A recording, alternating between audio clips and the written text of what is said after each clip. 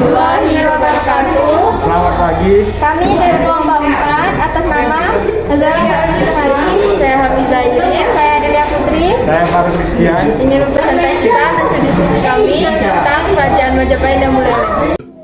Halo Bu, saya Farah dari kelompok 4 ingin menjelaskan sedikit tentang letak geografis dan sumber sejarah Kerajaan Buleleng dan Kerajaan Majapahit.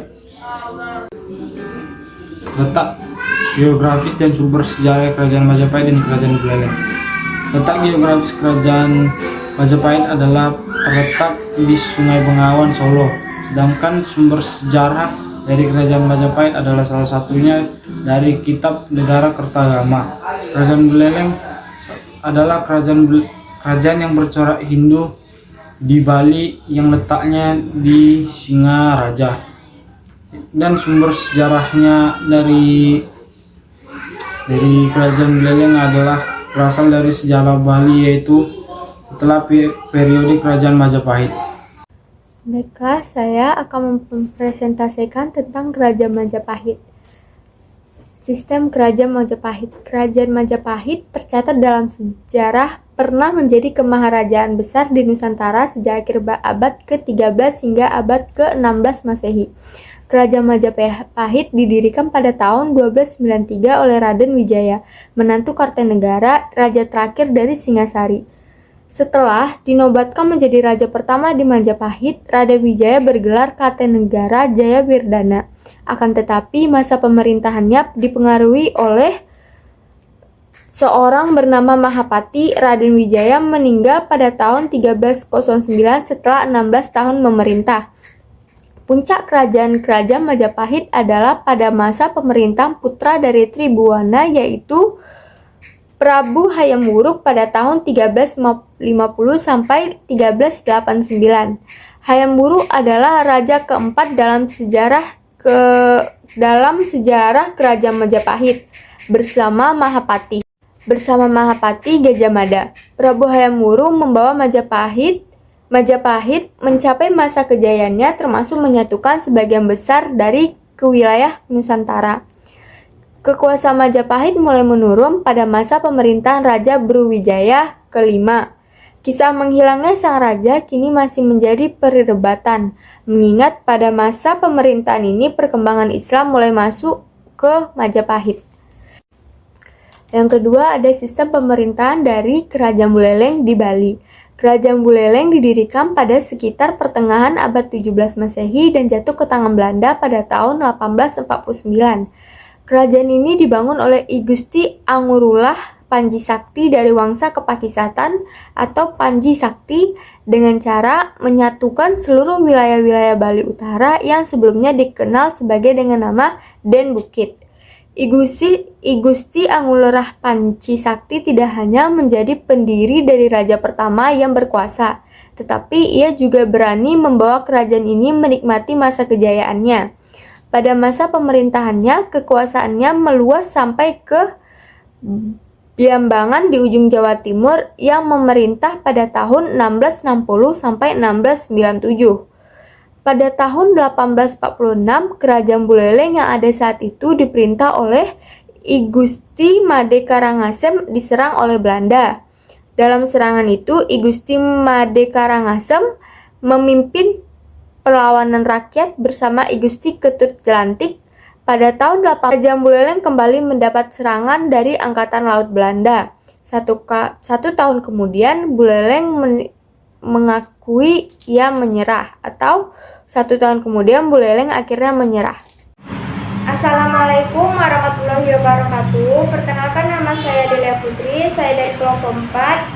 Saya akan menjelaskan tentang peninggalan Kerajaan Majapahit dan peninggalan Kerajaan Buleleng. Peninggalan Kerajaan Majapahit adalah 1. Kitab Negara Kertagama karangan PU Prapanca. 2. Kitab Sutasoma karangan PU Tatilar. 3. Candi Tikus. 4. Candi Panataran. 5. Candi Jabung. 6. Gapura Bajang Ratu. 7. Hewan yang dianggap suci mulai dari monyet hingga harimau. Peninggalan Kerajaan Buleleng, Pura Penenggel Dharma. 2. Pura Tirta Empul, salah satu peninggalan Kerajaan Buleleng yang cukup indah dan wajib kamu kunjungi, yaitu Pura Tirta Empul. 4. Prestasi Blanjong.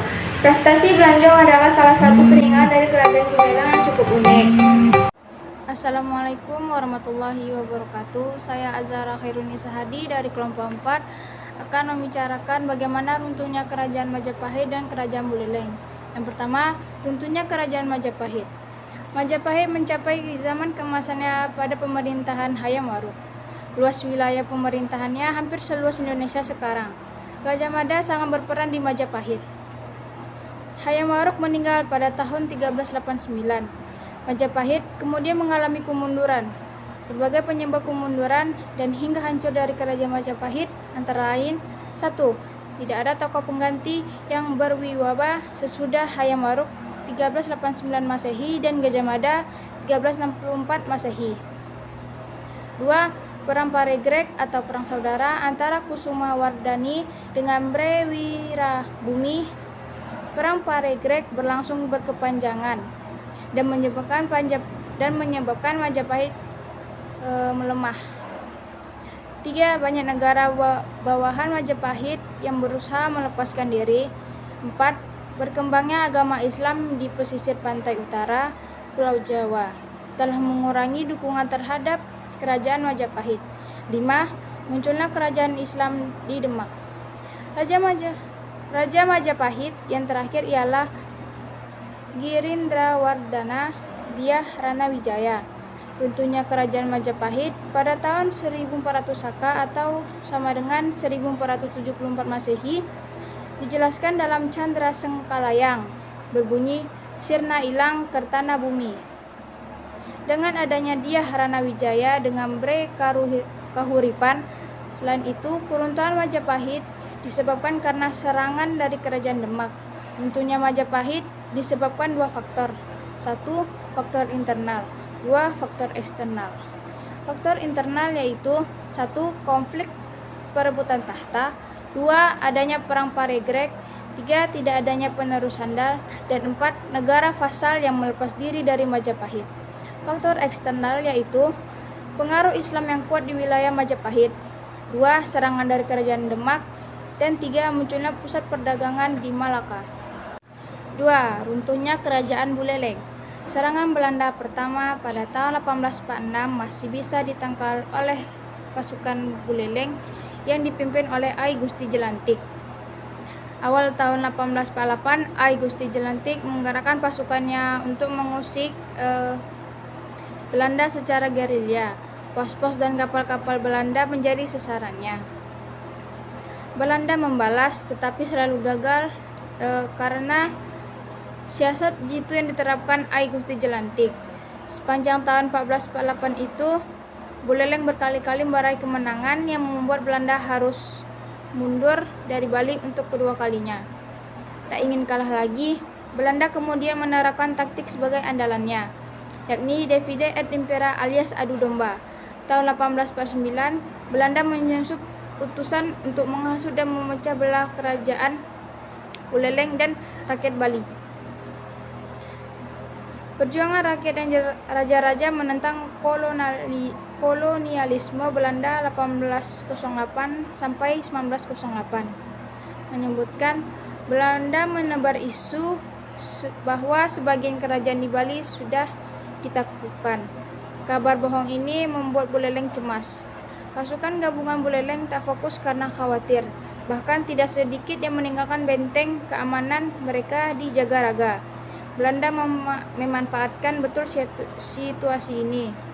Pagi-pagi buta tanggal 15 April 1849, Jagaraga digemparkan dari 2 sisi, dari depan dan dari belakang. Pihak Buleleng tidak siap menerima serangan besar ini. Korban tewas berjatuhan dan warga ditawan. Ai Gusti Jelantik terpaksa mundur ke Gunung Batur.